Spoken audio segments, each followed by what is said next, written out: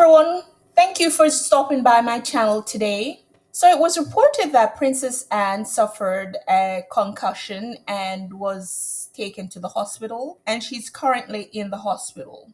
As we know, she's the hardest working royal, where there are 11 working royals, and Princess Anne at 73 does 31% of that.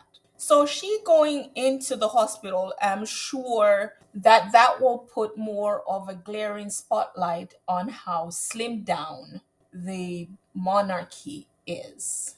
But what I find interesting is how the communication from them is coming. For example, her husband showed up in person, stopped, went in to visit her in the hospital, and said he carried some treats for her. He then spoke to reporters, didn't act like he was covering this big, deep, dark secret. He actually spoke and said, quote, "She's doing fine, slow but sure." End quote. He then went on to say, quote, "She is recovering well. Thank you. We're both profoundly grateful to the medical team and hospital support staff for their expert care, and to the emergency services who were also wonderful at the scene. We are both deeply touched by all the kind messages we have received from so many people near and far. It means a great deal." End quote. So, not hiding, there's some speculation out there that she's worse than they're saying, but at least he's saying something. He's not acting like he's above giving a report. And while Princess Anne lay recovering, the media is very much obsessed, continually obsessed with Harry and Meghan. And the stories are churning out. We have Christopher Anderson talking about them not being welcome back.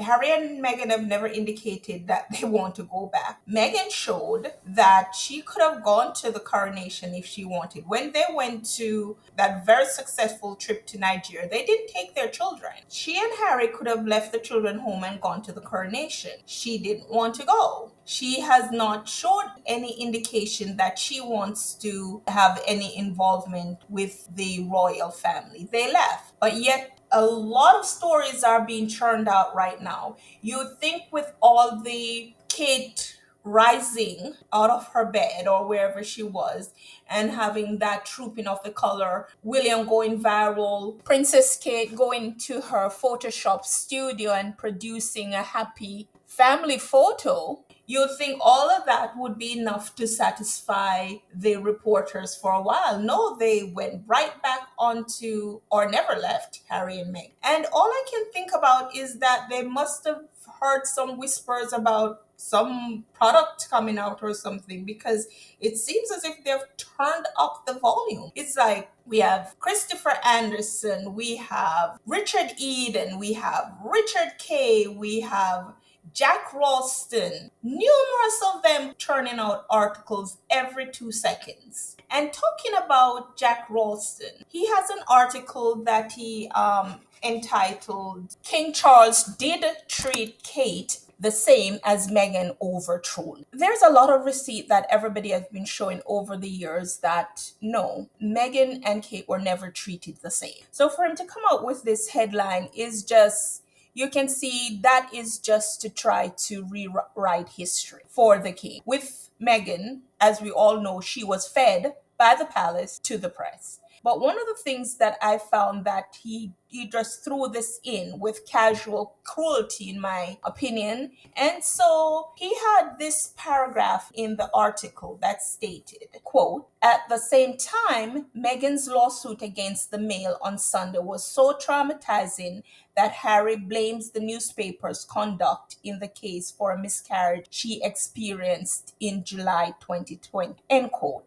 And this is the line that has me fuming. Quote, "Medical experts suggest there is no proven link between stress in pregnancy and miscarriage," end quote. So I'm like, this, in the grand scheme of the article, this had no place. It didn't even need to be in there. But is the point of all of this is to continually brand Harry and Meghan as liars and trying to rewrite or erase their history because this had no place in it. He didn't have to bring up her miscarriage, such a personal matter. He did not have to bring it up.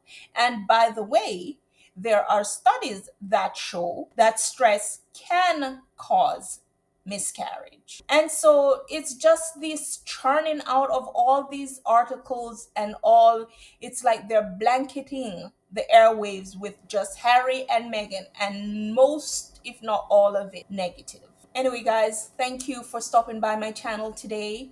Please leave your comments below, and I'll talk to you soon. Bye.